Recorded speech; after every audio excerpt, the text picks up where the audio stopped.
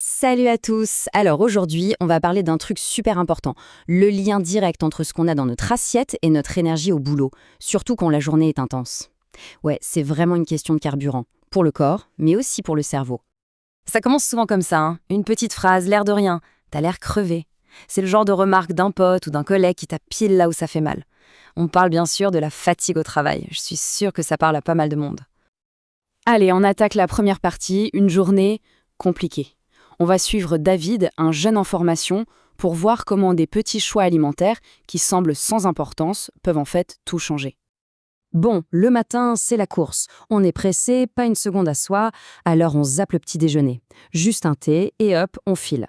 On croit gagner du temps, mais en réalité, pour l'énergie de la journée, c'est vraiment la pire idée.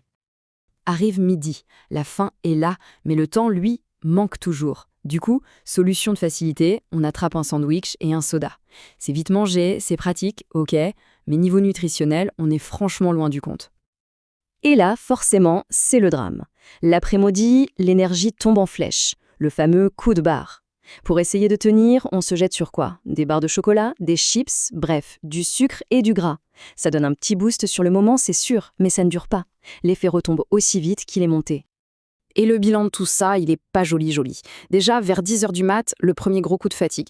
Ensuite, la concentration s'envole. On travaille plus lentement, on fait plus de bêtises, on peut même se sentir un peu essoufflé. Et si ça devient une habitude, eh bien, c'est la prise de poids qui s'installe. Ok, mais pourquoi? Pourquoi le corps réagit comme ça? C'est la question. On va voir ça tout de suite. Alors pour comprendre, il faut savoir que notre corps, c'est un peu comme une super machine. Et pour qu'elle tourne à plein régime, elle a besoin de 3 choses fondamentales. C'est simple en fait.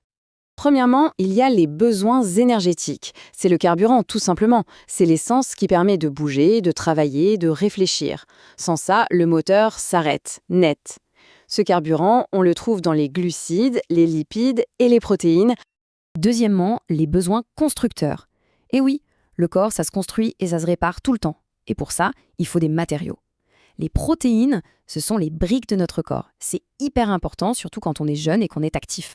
Et enfin, troisièmement, les besoins fonctionnels. Là, on parle de l'eau, des vitamines, des minéraux.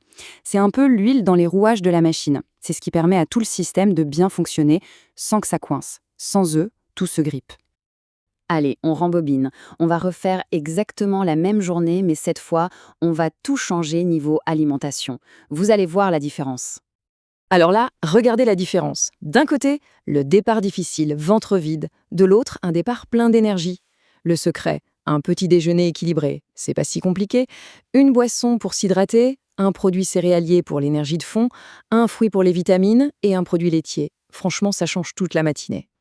Et pour le déjeuner, fini le sandwich avalé en 2 minutes. On passe à un vrai repas, complet et équilibré.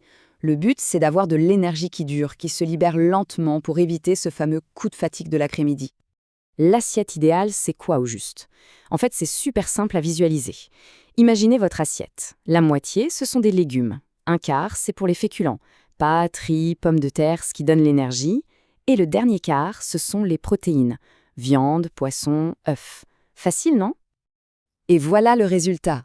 L'énergie reste stable toute la journée, la concentration est au max, bref, la journée est productive et en plus, on se sent beaucoup mieux.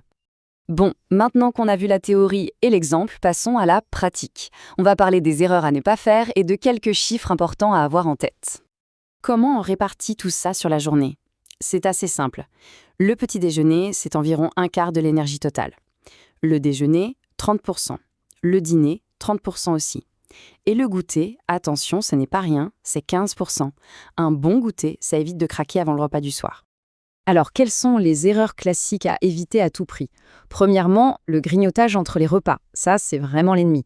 Ensuite, abuser des plats tout prêts, souvent trop gras, trop salés, trop sucrés. Évidemment, sauter des repas, on a vu ce que ça donnait. Et enfin, oublier de manger des fruits et des légumes. Et attention, ces erreurs ne sont pas juste des petites bêtises. À la longue, les conséquences peuvent être sérieuses.